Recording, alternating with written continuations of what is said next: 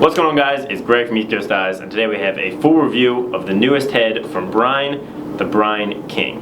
So this head comes in at $110, which is up at the higher spectrum of price ranges, and comes in a high school and X spec, so high school being legal for only high school play, and X being legal for all levels of play. So today we have the high school version in white. Comes in 5 colors. You've got black, red, royal, silver, and white. We just have the white version for you guys today.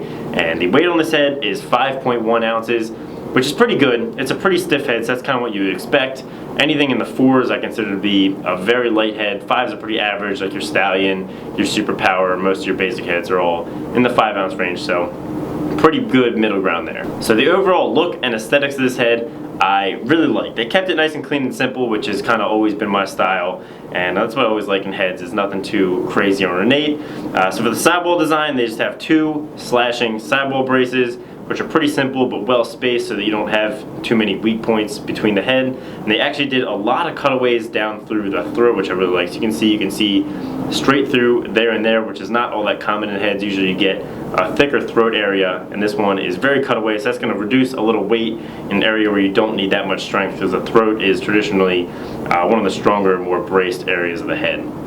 On the inside of the sidewall, we have an improvement on Brine's most recent technology, which is the Core-Tec technology. So essentially that's when they hollow out the inside of the sidewall to give it better strength through the shape and also reduce weight. Here they've kind of honed that technology. In the Clutch Elite, it was a very large bore out. It was very empty, and I think it kind of led to some durability issues. Here they've kind of pinpointed to a thin line that goes throughout the inside, which looks nice and also keeps it nice and rigid and reduces a little bit of weight as well. For the face shape, it has a very gradual pinch and flare all the way up the head. I'd say even more gradual than like an Evo 4, and definitely more gradual than your Clutch or Clutch Elite. And what they did on this head is they made a very flat and wide scoop. So this is great for ground balls, obviously, but a little less good for accuracy and precision, because it's just going to be a little flatter. Ball's a little more prone to come out the sides. But they also designed this to string a great channel with this flat, wide scoop, so we'll get into that when we do the string a little bit.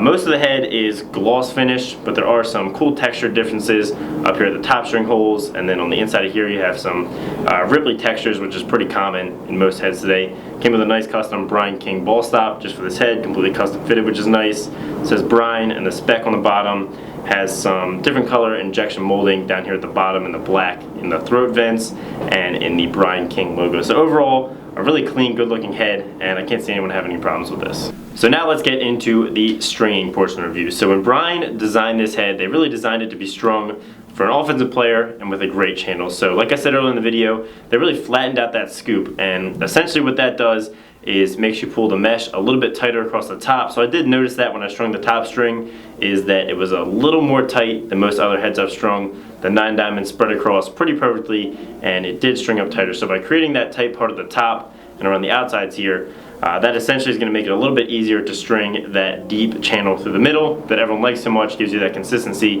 and makes sure the ball rolls out the middle every time. And I can kind of compare this to string something like a CEO or an Optic that has a little bit more of a pointed scoop, which has its advantages, but also makes it a little bit tougher. When you string the channel, it tends to get a little bit pointy.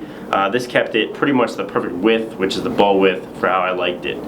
For the holes, the top string, they have 6 large top string holes, definitely big enough to fit leather, definitely big enough to fit a double triangle top string. Like I said, across the wide scoop, they're well spaced, so you get it nice and tight. Sidewall holes, this probably has the most of any head. There's 20, so there's 3 large at the top and 17 regular size ones going all the way down to the bottom, so it spans much further than a lot of heads. It starts higher and ends lower, so that's essentially just giving you more stringing options. I didn't need the very top hole or really the very bottom hole, but you don't want to limit yourself on string options, and this has the most string holes in the game. The face shape really lended itself to a nice mid to mid-low pocket with that gradual flare.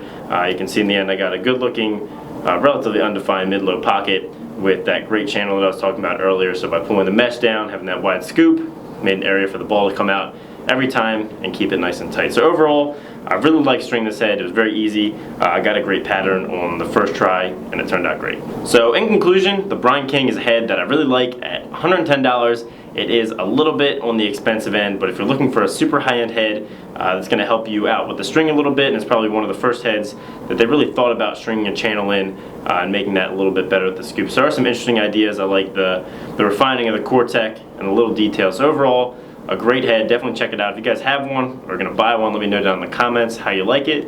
Make sure to like if you liked it, subscribe if you haven't, and have a great day.